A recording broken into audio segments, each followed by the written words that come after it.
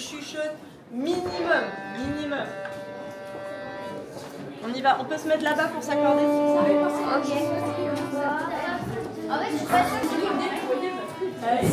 Et toi, tu vas jouer quoi? S'il vous plaît, pour ceux qui ne s'accordent pas, le concert va bientôt commencer. On a besoin d'avoir...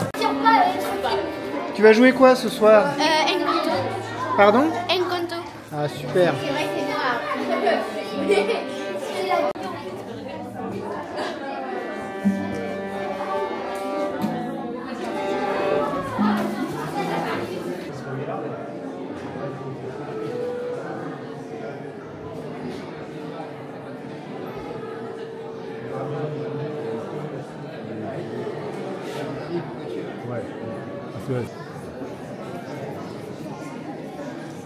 Bonsoir. Qui n'a pas déjà rêvé de voyager dans un monde merveilleux, bercé par les histoires et les contes qui nous ramènent en enfance? Ce soir, nous vous invitons à suivre le périple d'une jeune enfant prénommée Flora, qui par ses péripéties oniriques et musicales va comprendre les vrais désirs de son cœur et se découvrir davantage elle-même. Préparez-vous à vivre un rêve éveillé, porté par la musique, où la magie va opérer. Mesdames, messieurs, les enfants, voici donc l'histoire de Flora.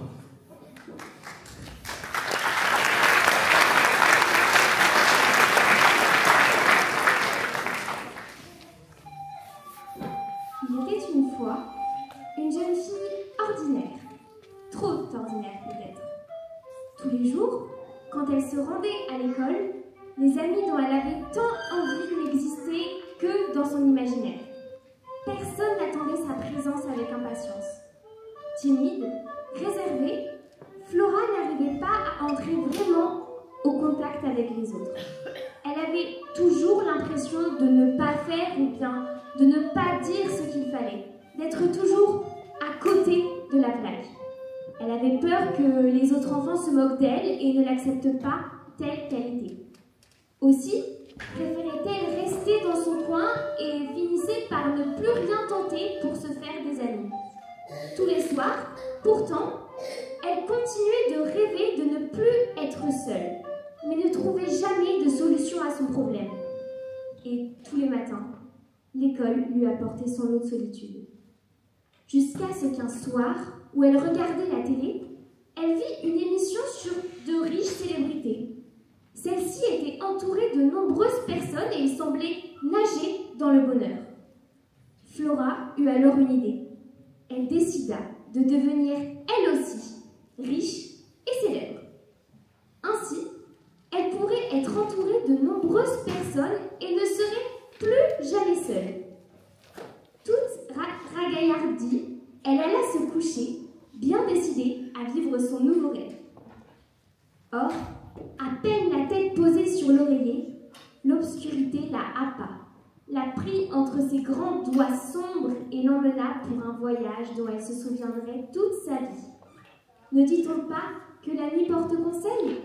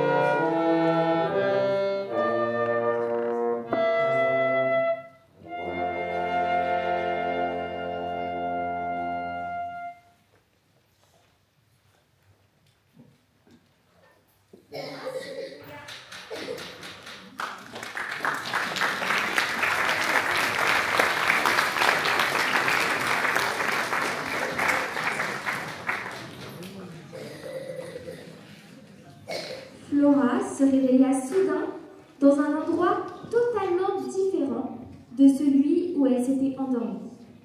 D'abord effrayée, elle fut très rapidement subjuguée. Les mille et une couleurs du paysage ensoleillé qui offrait à ses yeux beauté et merveille la figèrent sur place. Mais se dit-elle. À peine ces mots prononcés, une musique se fit entendre, comme par magie.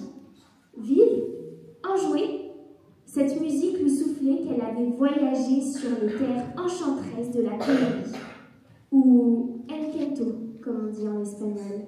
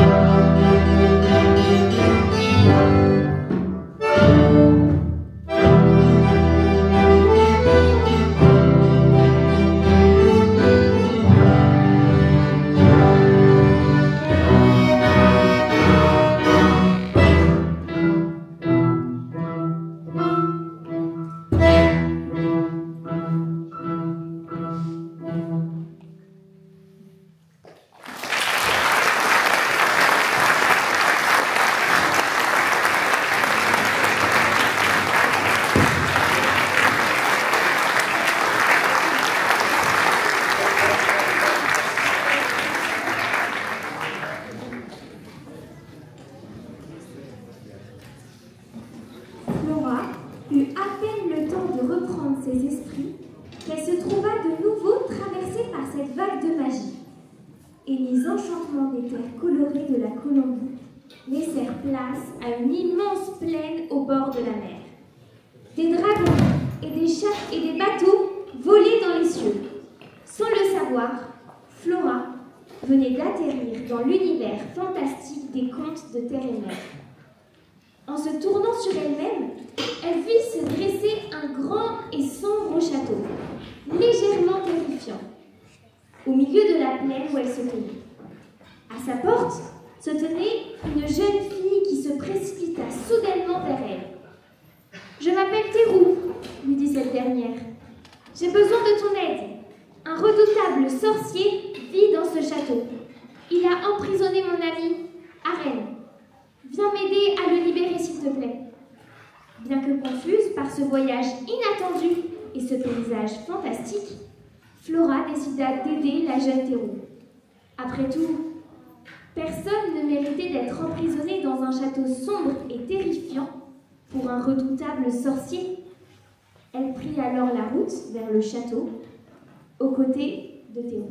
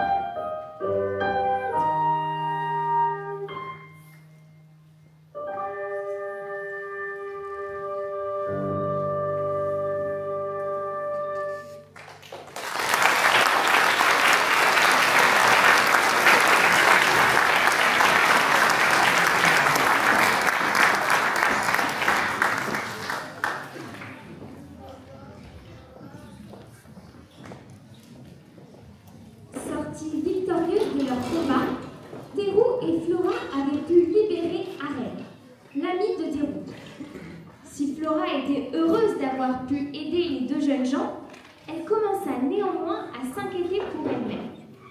Arène et Théroux semblant familiers de la magie, Flora se décida à leur poser des questions. Où est-on? Qu'est-ce qui m'arrive? Pourquoi suis-je ici? Qu'est-ce qui se passe? Je veux rentrer chez moi. Peut-être un génie malin l'avait-il entendu, car Flora se retrouva brusquement happée pour la 3e fois, sans laisser le temps à Arène et Théroux de répondre. Entraînée dans les airs, elle atterrit sur un tapis magique des plus farfelus, sous une chaleur écrasante. Car de terre et mer au désert d'Arabie, il n'y avait qu'un pas, celui d'un rêve bleu. Ce n'était donc pas sa chambre, pensa-t-elle déçue, mais un tout autre paysage qui s'offrait à elle, celui de dunes s'étalant à perte de vue, de chameaux galopant sous le soleil brûlant et du silence qui résonne dans ces grands espaces. Les yeux gourmands devant ce spectacle, Flora sentit son cœur frissonner et ne put s'empêcher de murmurer que c'est beau.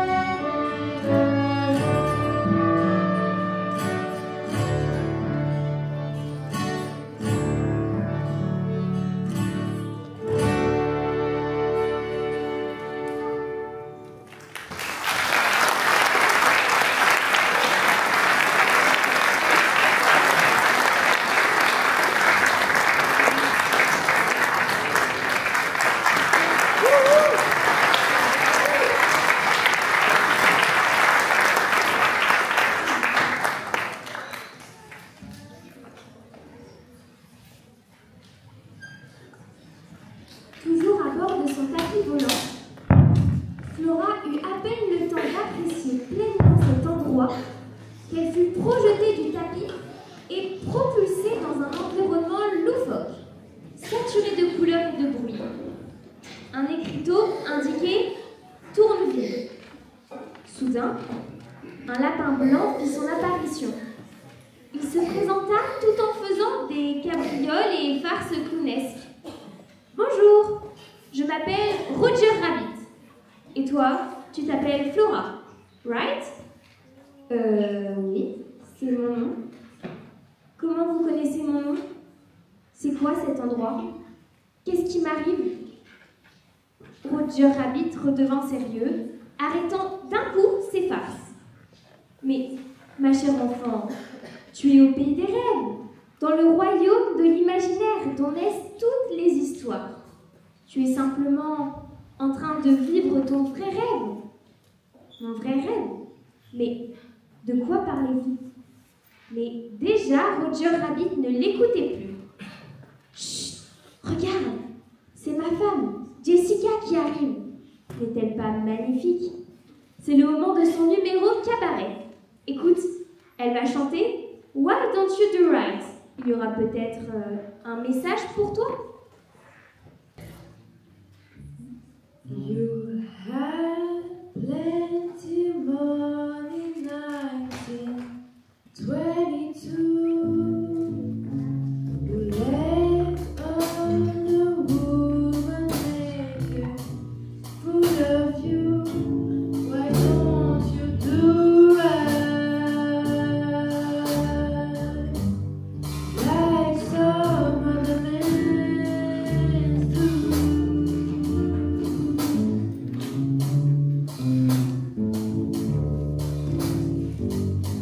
Get out of here and get me some money too.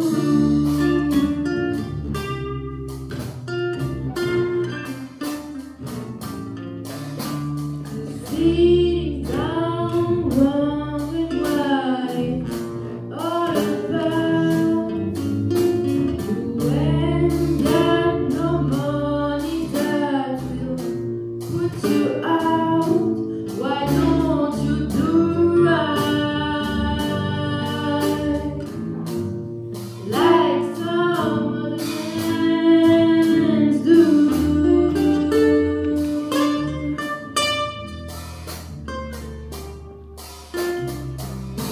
Get out of here and get me some money too.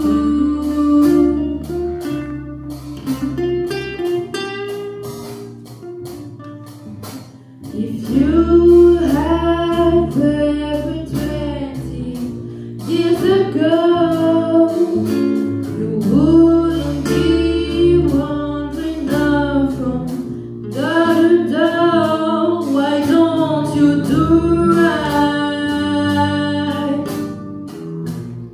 like some other men do?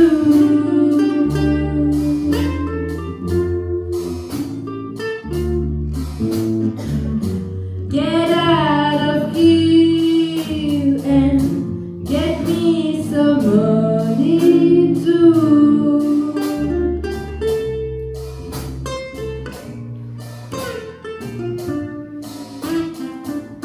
Get out of here and get me some money too.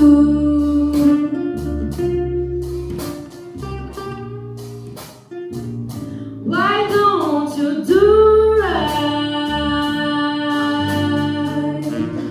like some other men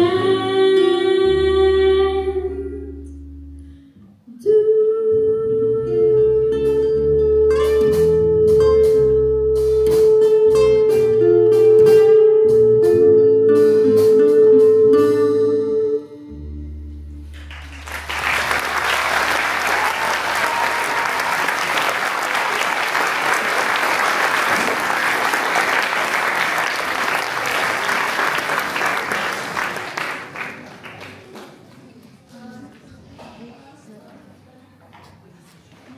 Why don't you do right? Ou pourquoi ne fais-tu pas les choses correctement en français? Étrange. C'était exactement la question que se posait Flora tous les jours. Que faisait-elle de mal pour ne pas avoir d'amis? Comment ce lapin pouvait-il bien savoir ce qu'elle ressentait chaque jour? En quoi ce serait un message? Mais attendez, un lapin? À peine le temps de réaliser qu'elle avait discuté avec un lapin, que la mystérieuse force magique la saisit à nouveau. Flora se retrouva au milieu d'une immense forêt. L'ambiance était magique, mystérieuse. Des animaux fantastiques s'abreuvaient à une source claire. Au milieu d'eux se tenaient des loups géants. Et sur le dos d'un des loups se dressait une jeune fille, avec un masque rouge sur le visage et une peau de loup sur les épaules. Je m'appelle San, je suis Mononoke, la princesse des esprits. Je suis la gardienne de ces lieux sacrés. J'ai besoin de ton aide, toi qui portes le nom des fleurs. Mon aide? Demanda Flora. Pour faire quoi? Les hommes n'ont rien compris. Ils sont aveuglés par leur rêve de richesse et de progrès. Ils creusent des mines de plus en plus profondes et détruisent cette forêt sacrée et magique.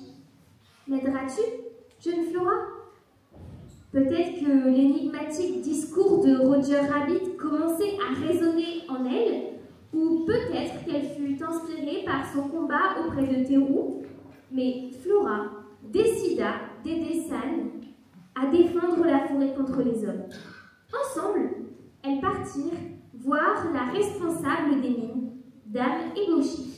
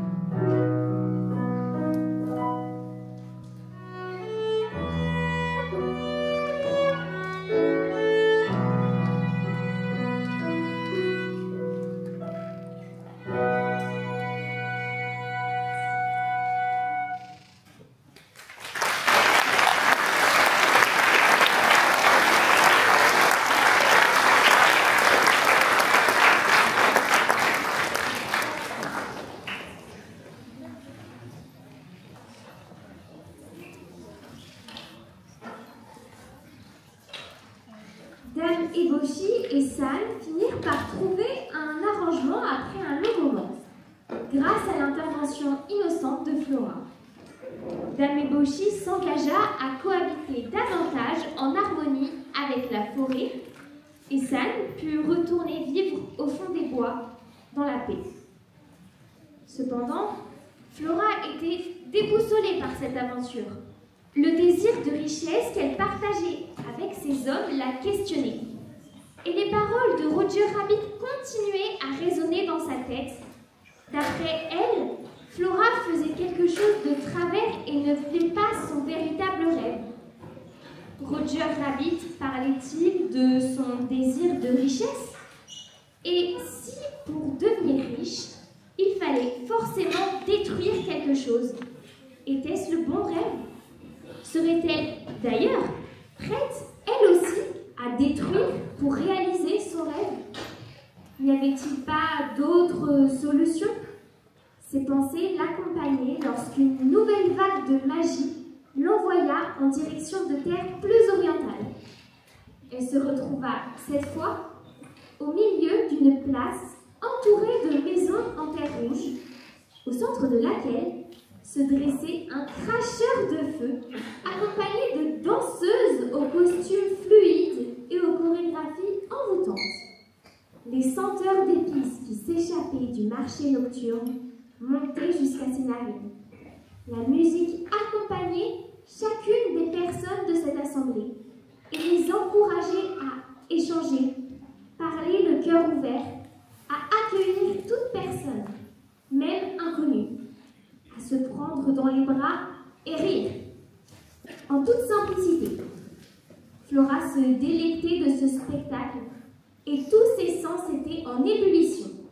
C'était donc ça, les nuits d'Arabie. Flora commençait enfin à apprécier son voyage rocambolesque.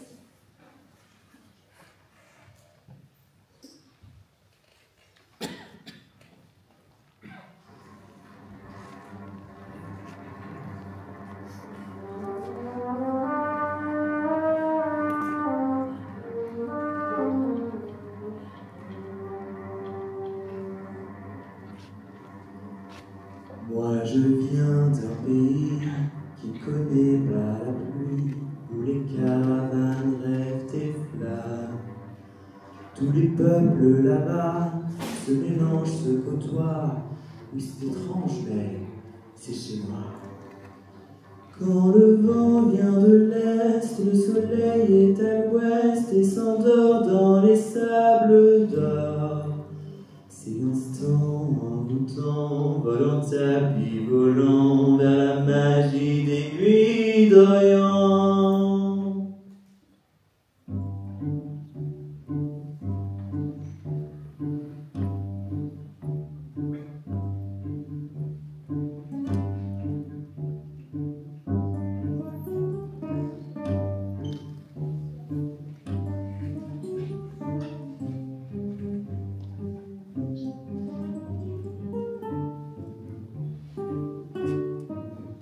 On serpent dans les rues, au bazar et les champs, tous s'exaltent d'Orient et jasmin.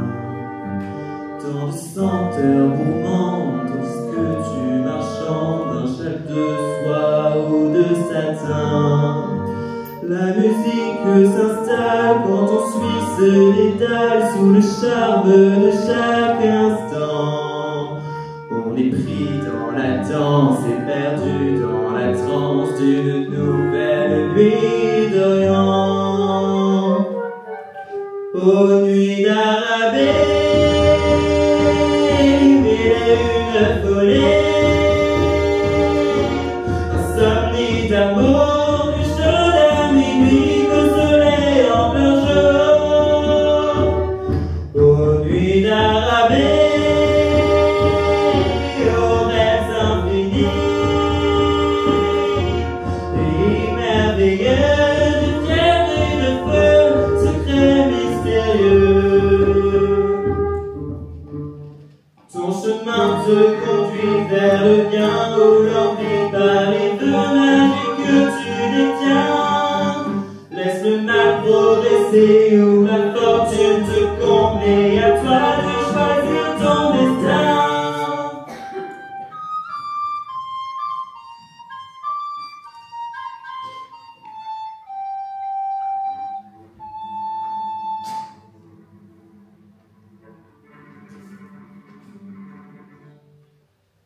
Aux nuits d'Arabie, une folie, et de t'exalter, tu vas t'envoler, tout emporter. Aux nuits d'Arabie, au parfum de velours, qui se perd au cœur du désert fatal.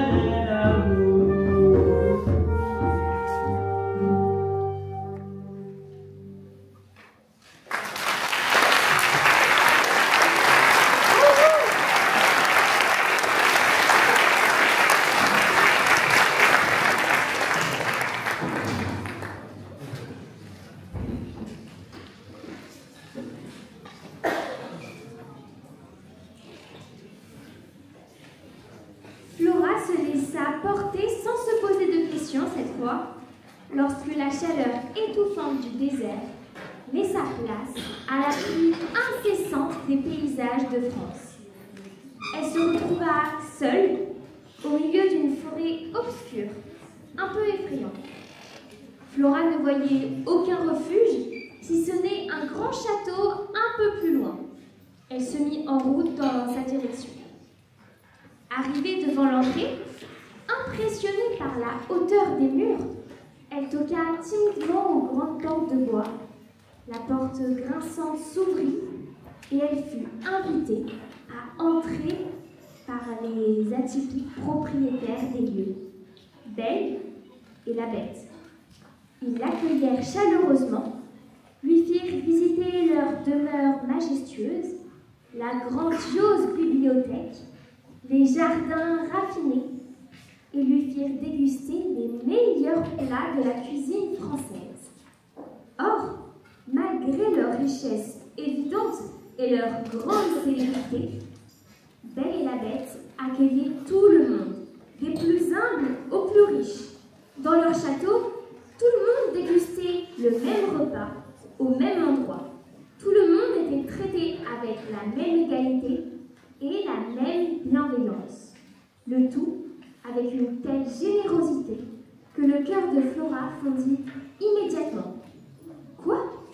Pas de barrière entre les gens, pas de critique. Tout le monde pouvait parler et chaque voix comptait. Ce n'est pas comme ça que ça se passait à la télévision, dans le monde réel, où les gens riches et célèbres étaient adulés et où les gens sans argent étaient ignorés. Entourés par la générosité et la bienveillance de Belle et la force tranquille de la Bête, secouée de fou rire à cause des blagues de lumière, Flora fut triste à l'idée que la force magique puisse l'amener loin. Pour la première fois, depuis le début de cette aventure, elle ne voulait plus rentrer chez elle et quitter ses nouveaux amis. Elle souhaitait simplement que cette histoire soit éternelle.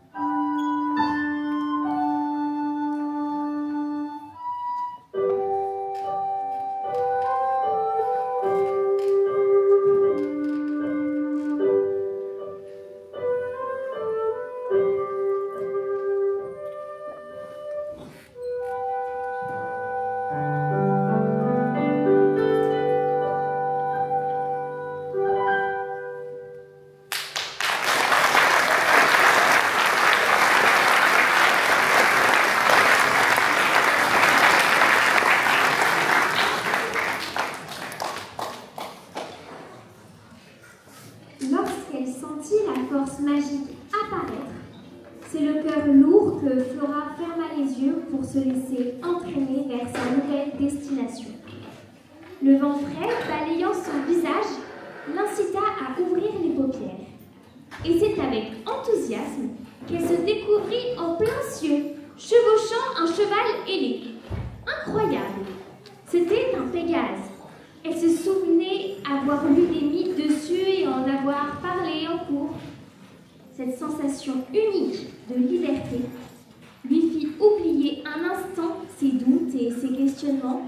Et après plusieurs loopings et quelques pointes de vitesse revigorantes, Pégase atterrit finalement dans une petite clairière. Des créatures magiques aux voix étranges apparurent. Nous sommes les 5 muses, lui dirent-elles, les déesses des arts et proclamatrices de héros. Connais-tu les périples d'Hercule, le demi-dieu devenu le plus grand héros de tous les temps? Sais-tu ce qui fait de quelqu'un un vrai héros? Non? Alors écoute comment de zéro, il est devenu un héros, en écoutant son cœur. Elles s'approchèrent de Flora en cercle et commencèrent à tourner autour d'elle en entonnant des chants.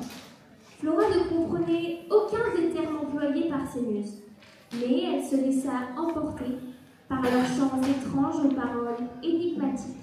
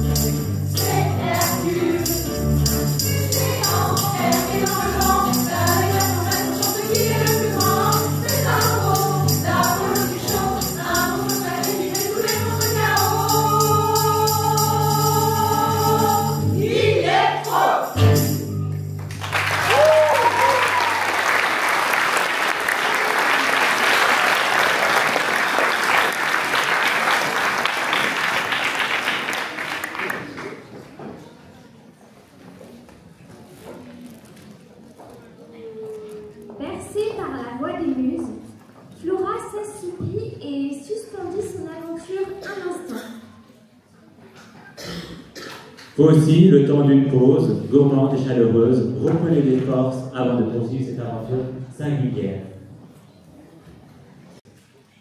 Une échouille baveuse tira Flora de sa somnolence lui rappelant que son aventure onirique ne touchait pas à sa fin.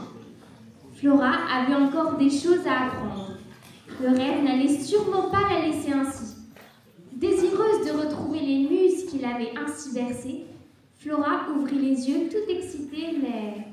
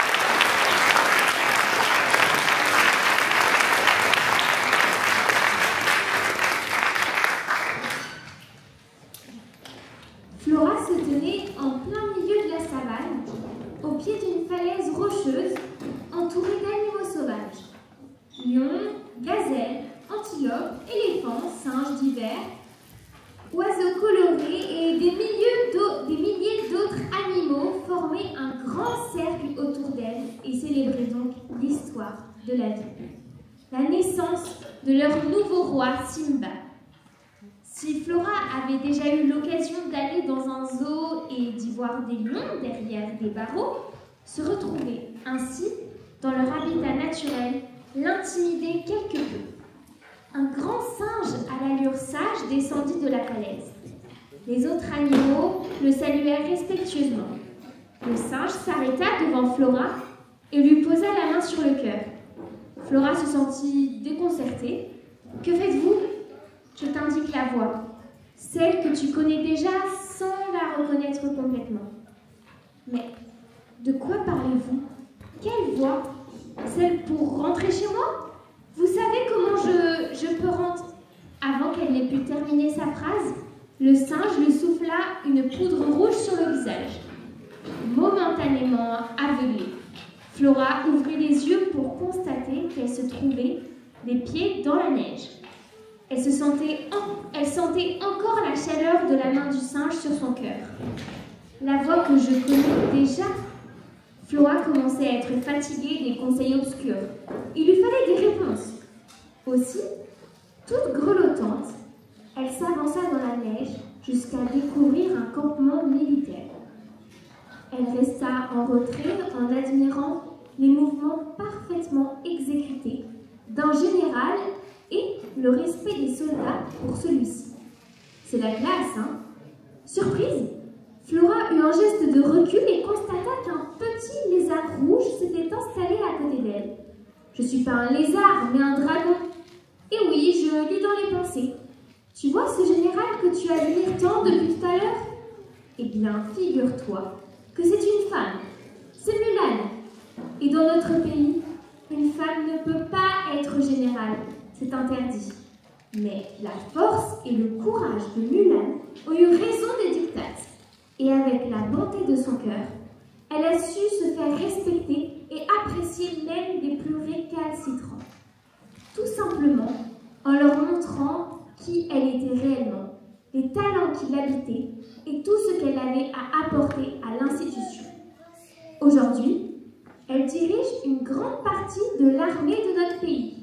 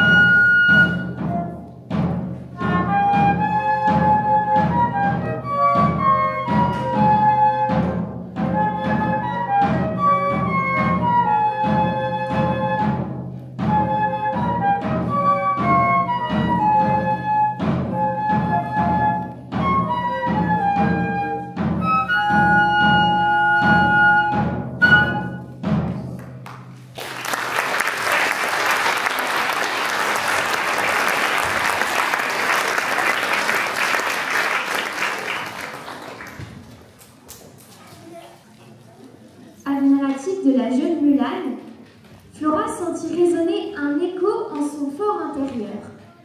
Était-ce ce que le grand singe voulait dire en lui touchant la poitrine? Que la réponse se trouvait dans son cœur, en elle-même et pas ailleurs? Les muses aussi en avaient parlé. Elles avaient dit qu'Hercule était devenu le plus grand héros de tous les temps en écoutant son cœur. Et Monsieur Rabbit, lui aussi lui avait expliqué quelque chose. Flora faisait fausse route. Une pensée en entraînant une autre, Flora repensa soudainement au temps passé auprès de la Belle et de la Bête. Comment il l'avait accueillie sans jugement, en la laissant être elle-même. Peut-être était-ce cela la véritable amitié. Quelqu'un qui vous accepte et vous aime malgré vos défauts. Et Mulan et San, deux grandes guerrières, fières et respectées, qui avaient trouvé le courage d'être elles-mêmes et de se battre pour leurs idées. Même la jeune Théroux avait affronté ses peurs pour libérer son amie. Perdue dans ses pensées, Flora ne sentit pas le décor changer et la neige disparaître sous ses pieds pour faire place à des pavés. Elle avait voyagé, sans s'en rendre compte, jusqu'à la capitale française. Un grand chat rouge s'approcha de Flora et se frotta sur sa jambe, ce qui la tira de ses réflexions. Il miaula à son attention et lui dit « Suis-moi ».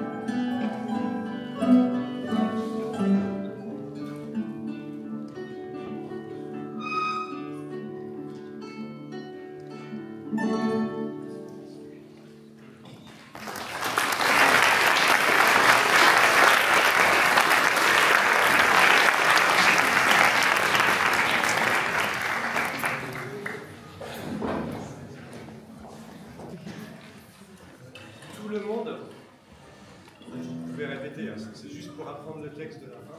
Tout le monde veut devenir un 4. Tout le monde veut devenir un 4. Vous direz.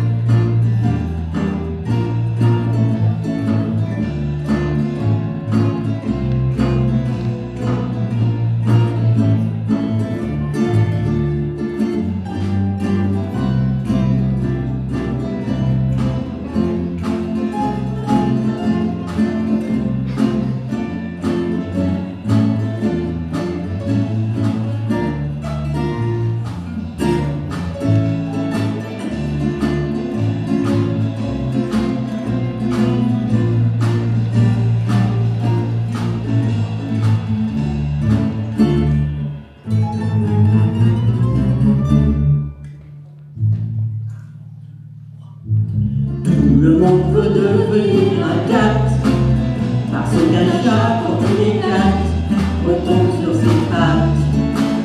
Le monde des minutes se passe si bien rythmé, tout semble lui très élevé.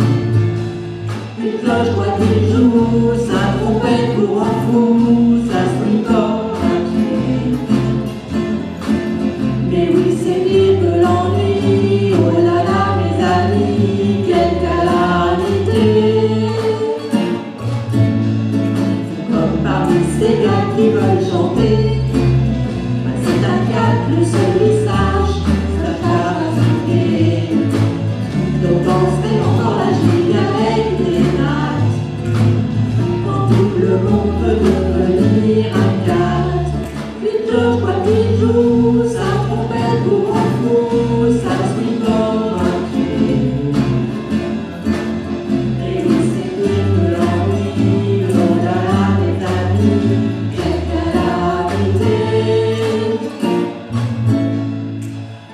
Le monde veut devenir un 4, parce qu'un chat quand il éclate, retombe sur ses pattes. À jouer du jazz, on devient vite un acrobate. Oui, tout le monde est un plus gris et 4.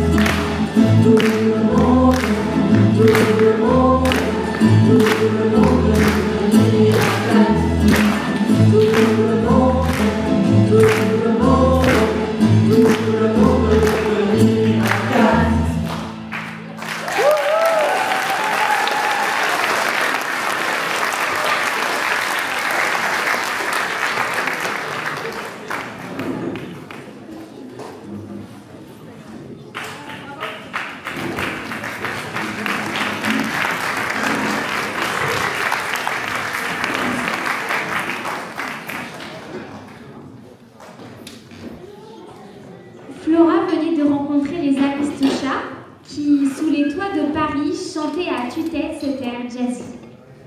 La jeune enfant souriait face à l'entrain de ces animaux singuliers et fut furtivement saisie de l'envie de devenir, elle aussi, un chat. l'insouciance, la joie, la simplicité, l'appartenance à un groupe amical et soudé, tous ces éléments la séduisaient. Et elle fut frappée de constater qu'aucun de ses nouveaux amis n'avait eu recours à la célébrité ou la richesse pour y parvenir.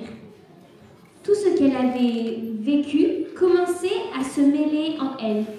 Les paroles mystérieuses de Roger Rabbit, les conseils du grand singe, le chant des muses, ses rencontres avec Belle et San, son admiration face au courage de Mulan et son combat auprès de Théo.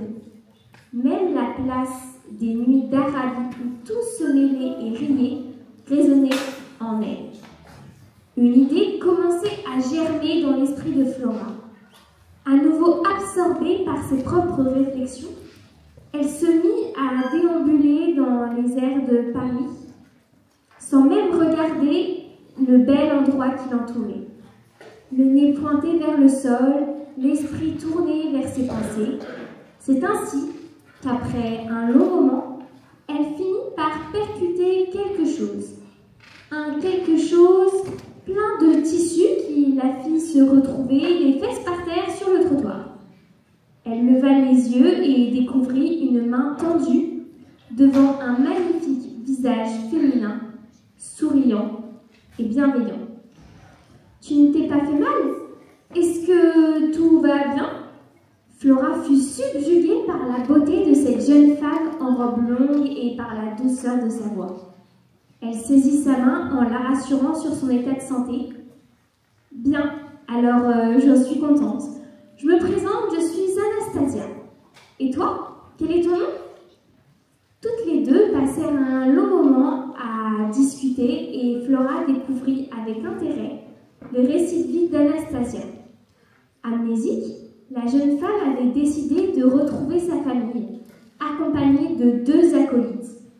Anastasia avait parcouru toute l'Europe en découvrant de nombreuses cultures et paysages magnifiques.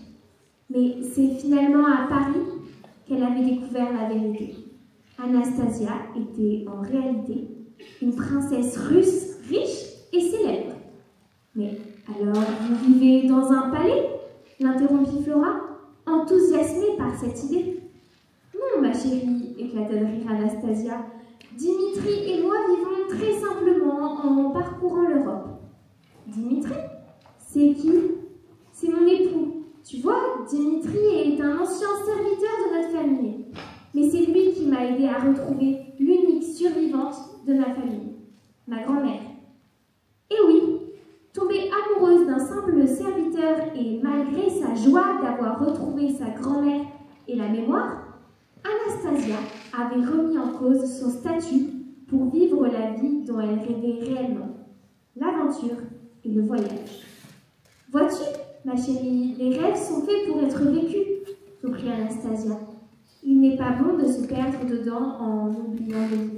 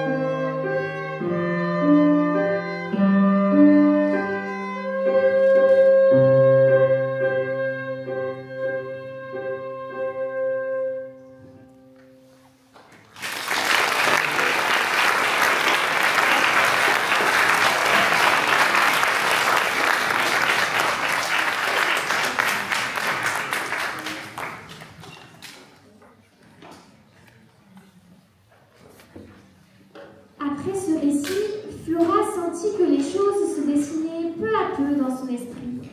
Le lapin et son message, le singe la main sur son cœur, toutes les personnes croisées dans ce périple et les rencontres si riches et authentiques. Quelque chose sonnait en désaccord. Et quelle est la vie dont je rêve, moi? Devenir riche et célèbre, comme une princesse, pour me sentir vue et aimée de tous? Mais est-ce la bonne solution? Est-ce réellement ce que je veux? Peut-être le génie de la lampe d'Aladin l'avait entendu, puisque Flora se retrouva propulsée instantanément en plein cœur du palais d'Agraba. Elle atterrit dans un petit salon joliment décoré où Aladin et Jasmine étaient en train de discuter paisiblement. Le couple ne semblait pas surpris par la présence de Flora et ils l'invitèrent à se joindre à eux. Ils lui expliquèrent leur aventure, les obstacles qu'ils avaient dû relever pour se rencontrer et pouvoir vivre leur amour ensemble. Flora se sentit particulièrement chanceuse de pouvoir rencontrer une deuxième princesse. Et celle-ci vivait dans un vrai palais. Mais en discutant avec la princesse, Flora prit conscience que la célébrité et la richesse n'apportaient peut-être pas ce qu'elle espérait.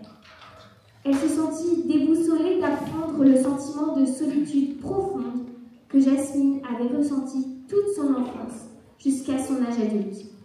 Le manque de liberté et la pression ressentie et qu'il était parfois préférable de vivre heureux, loin de la lumière et des projecteurs.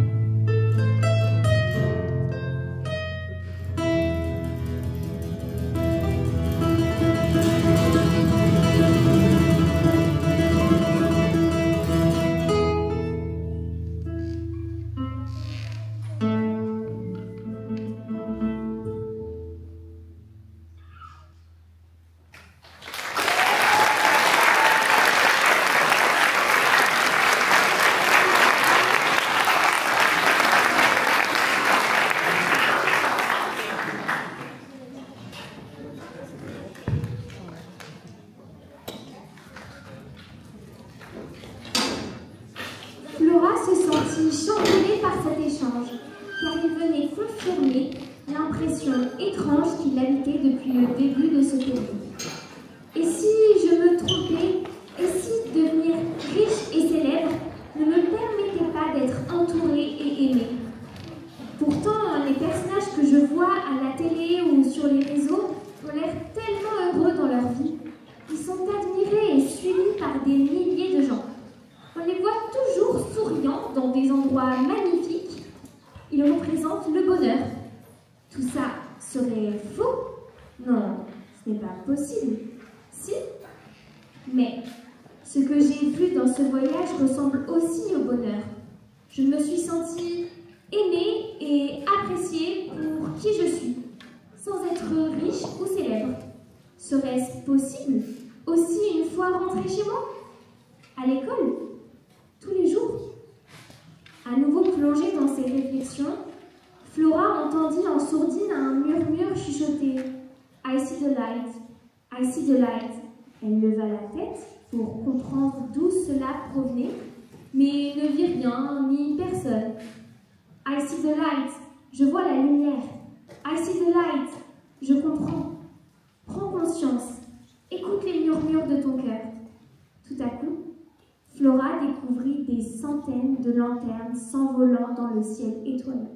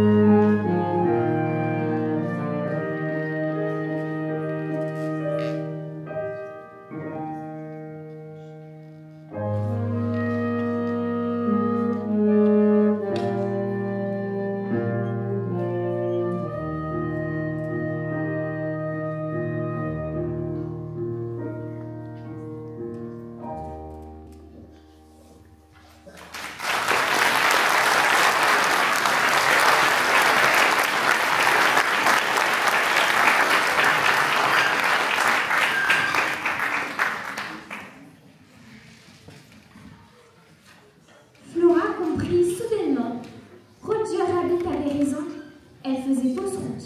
Le grand singe avait raison, la voix était en elle. Les muses avaient raison, il lui fallait écouter son cœur. Anastasia et Jasmine le lui avaient expliqué. La richesse et la célébrité n'étaient pas une fin en soi. De simples chats l'avaient d'ailleurs compris. Et Théroux, San et Mulan lui avaient montré la voie, trouvé le courage de vaincre ses peurs, sa timidité. C'était maintenant à elle de faire comme la Belle et la Bête, s'ouvrir à être elle-même sans jugement.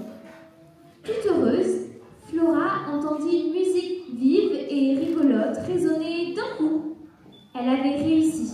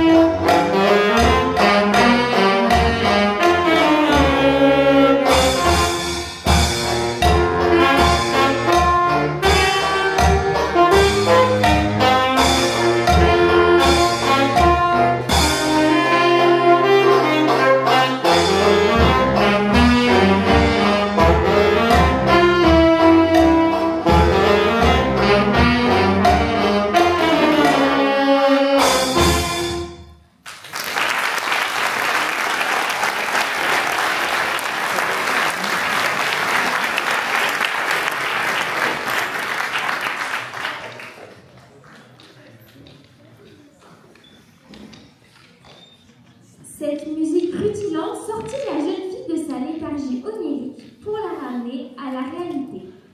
Elle ouvrit les yeux, son lit, sa couette, sa chambre.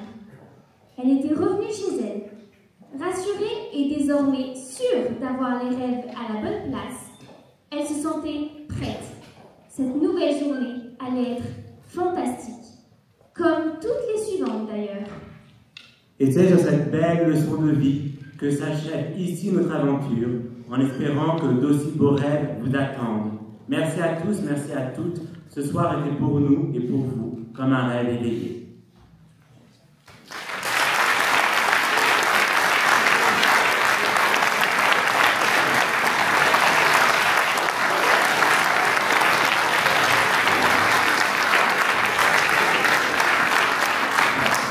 À son timide, alors je vais les introduire.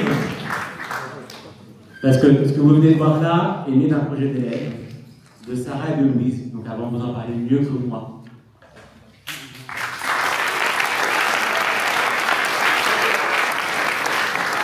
Bonsoir à tous. Nous tenions à vous remercier de votre présence ici, car sans vous, ce projet n'aurait pas pu prendre vie. On souhaiterait aussi remercier tous nos professeurs de l'école de musique qui ont soutenu le projet dès le départ.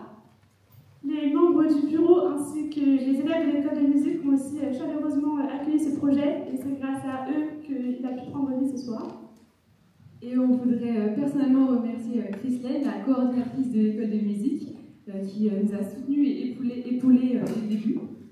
Mais aussi notre professeur de flûte Jean-Baptiste qui a consacré beaucoup de heures de cours à nous aider pour ce projet et aussi beaucoup de ses heures de sommeil. On n'oublie pas aussi les bénévoles qui font un travail formidable en coulisses et aussi Flora qui a rendu vivante cette histoire en la contant. Donc nous espérons que ce projet vous a plu comme il nous a plu à nous. Merci beaucoup.